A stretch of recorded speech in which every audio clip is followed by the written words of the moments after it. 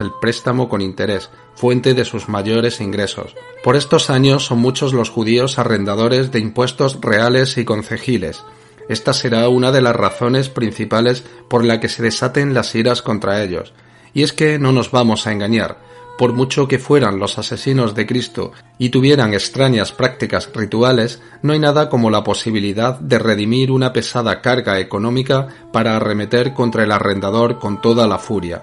Nobles, monarcas, concejos y gentes del común no paran de contraer estas deudas con los sefardíes. Solución: si no hay judíos, no hay deuda. Asunto arreglado. La documentación de Úbeda indica algunos ataques a la judería de Arjona y Úbeda ante los abusos del almojarife Yukaf, un judío que debía ser implacable en su función de recaudador de impuestos. El rey necesita dinero para su guerra contra Aragón y aprieta a los almojarifes a conseguirlo. La soga poco a poco se va cerrando en torno al cuello de los hebreos.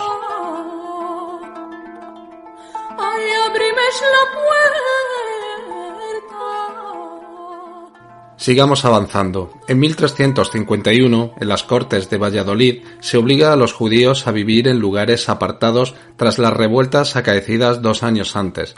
Se les prohíbe asimismo practicar la usura, tener nombres cristianos, vivir como ellos y criar a sus hijos, imponiendo fuertes multas y azotes a los infractores.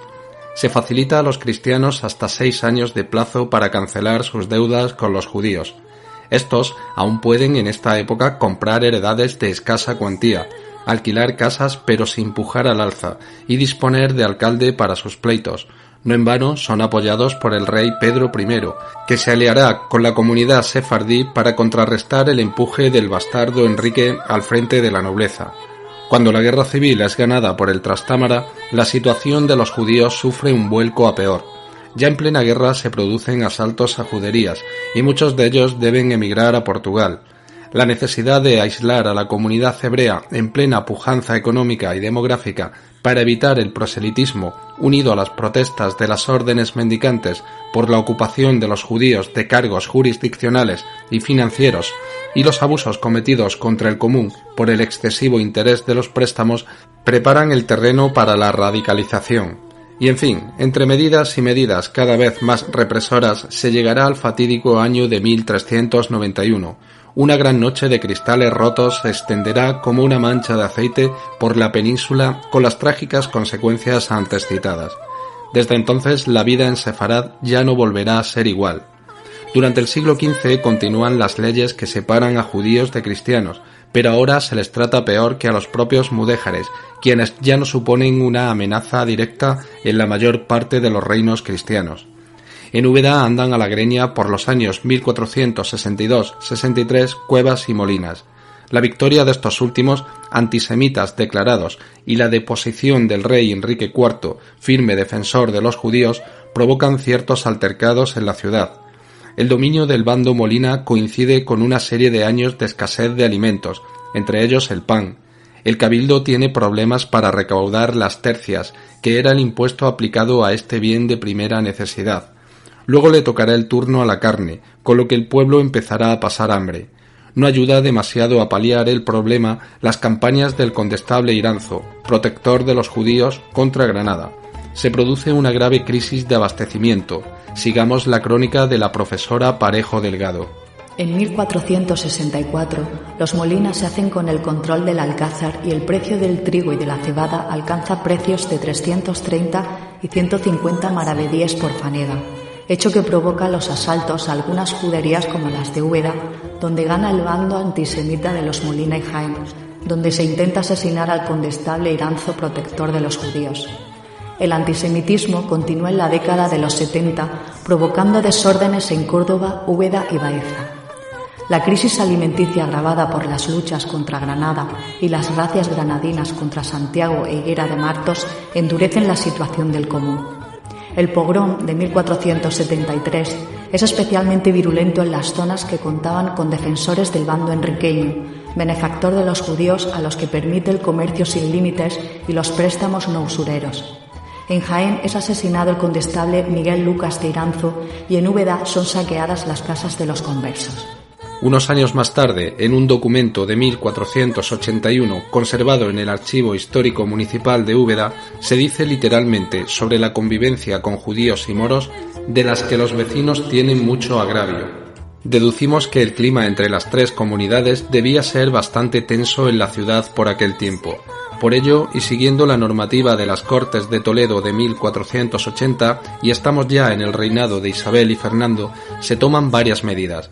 Que vivan los judíos en lugares apartados, que tengan sus propias sinagogas, que adquieran los solares para ello a precios razonables tasados por 2 personas, una judía y otra cristiana, que vivan en sus aljamas y que no se mezclen con los cristianos so pena de perder sus bienes.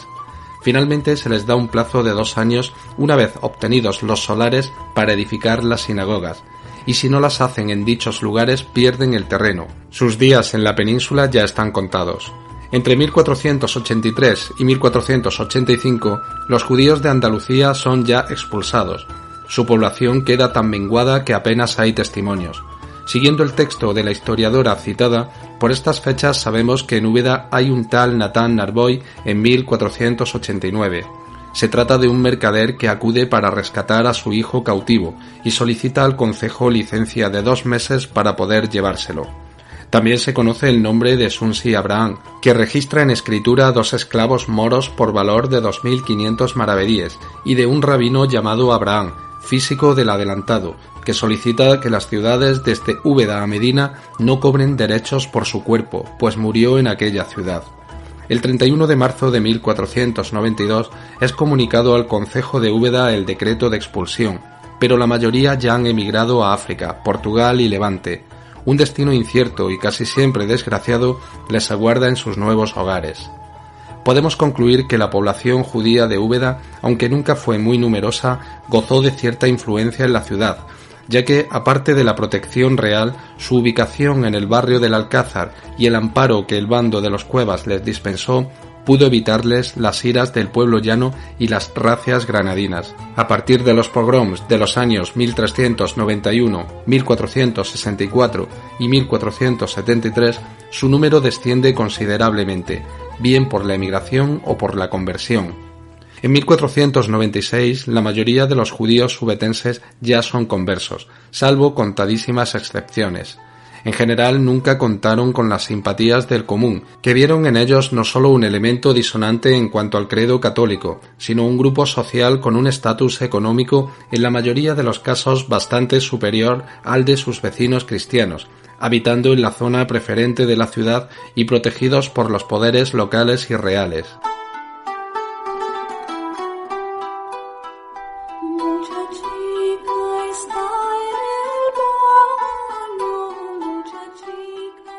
Para cerrar el capítulo de hoy, y siendo conscientes, como ya dijimos al principio del audio, de lo mucho que nos dejamos en el tintero, haremos una breve mención a la figura de esos conversos que, adoptando nombres y apellidos cristianos, los llamados penitenciados, deben abrirse paso en una sociedad que no va a olvidar fácilmente su origen y que les pondrá todas las trabas a su alcance para el acceso a puestos en la administración, conseguir privilegios o integrarse plenamente en el cada vez más intransigente mundo de la cristiandad.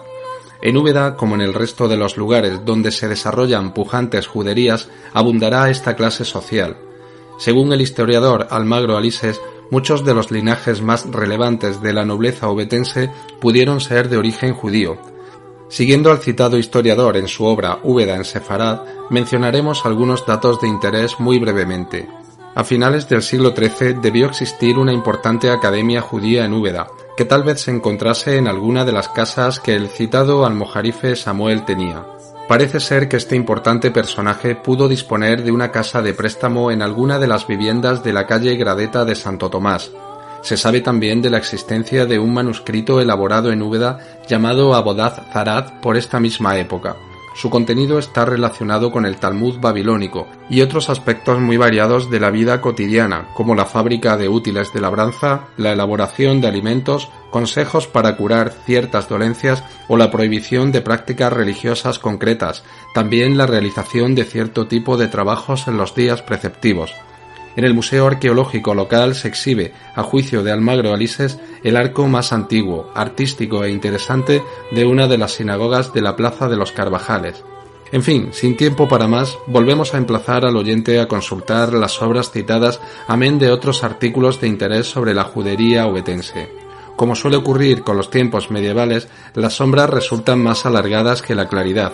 Es muy difícil abrirse paso entre la maleza que cubre el pasado judío de Úbeda. Apenas unos datos y unos cuantos vestigios arqueológicos, unos apuntes en algún documento perdido y muchas incógnitas por resolver. Los hebreos ubetenses se llevaron consigo sus recuerdos en los siglos XIV y XV, y los que quedaron decidieron esconder su origen tras sólidos muros de silencio. Resulta inquietante comprobar cuán tenue es la estela que dejan algunos pueblos y civilizaciones a su paso, con qué facilidad queda borrada la memoria de hombres y mujeres que fueron protagonistas de su tiempo, y qué liviano es el pozo de historia que dejan tras de sí. En el cambio de cromos incesante del devenir humano, unas culturas se superponen a otras sin que podamos vislumbrar su huella en el espeso manto de los siglos. La judería ubetense continuará siendo un gran misterio en el rompecabezas del pasado de esta ciudad antigua, olvidadiza y contradictoria. A nosotros solo nos queda, cual infatigable Penélope en Ítaca, seguir componiendo el hilo de la historia con los retazos que el guardián de los tiempos se ha dignado concedernos.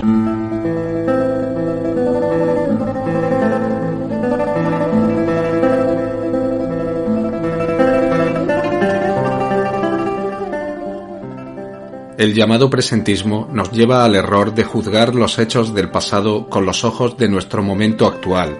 Trasladamos fácilmente toda nuestra gama de prejuicios, principios y valores del siglo XXI a un mundo que para nada se regía por nuestra escala conductual. Así vemos en artículos periodísticos, entrevistas, opiniones del ámbito cultural, a pie de calle o incluso desde una parte interesada de la historiografía, pontificar y dictar sentencias acerca de tal o cual acontecimiento dudoso de la historia. Nos erigimos en juez y parte de sucesos que nada tienen que ver con nuestra ética moderna, derivada de un proceso muy prolongado en el tiempo de reflexión y análisis, fruto de una ardua maduración intelectual a través de la ilustración y la alfabetización en el marco occidental. Establecer nuestros criterios a las derivadas históricas nos conduce a espectáculos tan bochornosos como los que presenciamos hoy en día. El derribo de estatuas de personajes que han dejado una huella en la humanidad, con sus luces y sus sombras, es un ejemplo lamentable de censura a posteriori, de provincianismo chauvinista y de estúpida ignorancia. Y no hablo de esa historia de reciente memoria acaecida en el siglo XX que por cercanía temporal podría levantar ampollas en algunos sectores de la ciudadanía. Me refiero al absurdo ensañamiento físico y literario que se lleva a cabo con protagonistas y sucesos muy anteriores, ajenos completamente a nuestra dimensión contemporánea, que fueron, como nosotros lo somos, esclavos de su tiempo y actuaron en consecuencia. Cuando el sectarismo ideológico ocupa el lugar del análisis sosegado e imparcial de los procesos históricos, el campo para la manipulación, la imposición y la barbarie más abyecta queda expedito, siendo la verdad y la coherencia moral las principales víctimas. La función y la obligación del historiador debe ser el relato del pasado, no la emisión de un veredicto. La revisión histórica interesada a la que asistimos en los últimos tiempos entraña el peligro de desvirtuar una realidad de la que debemos aprender, valorar y transmitir. Si la memoria de la humanidad la convertimos en una suerte de cuento de hadas donde el buenismo y los clichés actuales deben encajar en las narraciones menos agradables, estamos condenados a vagar como un rebaño estúpido por el camino de la idiotez y la intransigencia más absoluta. En el caso de la expulsión de las minorías judías o musulmanas de la península ibérica, es frecuente caer en todos estos tics, pues nada hay más saludable para ciertos sectores de las élites culturales españolas que ensañarse con la historia de su país en un ejercicio de absurdo sadismo. Se magnifica y enjuicia con una ferocidad sorprendente cualquier aspecto que se considere negativo por el simple hecho de que no casa con su manera de entender las relaciones humanas o que no estén en consonancia con sus postulados ideológicos, sin importar que las mentalidades de hace 500 años no tuvieran nada que ver con las nuestras, y por el contrario se desprecia, ignora o en muchos casos se condenan sañudamente las hazañas que convirtieron a España en uno de los imperios más poderosos que hayan existido jamás. Difícilmente, por no decir imposible, encontraremos otro país donde esto suceda, lo cual nos lleva a plantearnos la inquietante cuestión de nuestra propia continuidad como nación. Si un pueblo y un Estado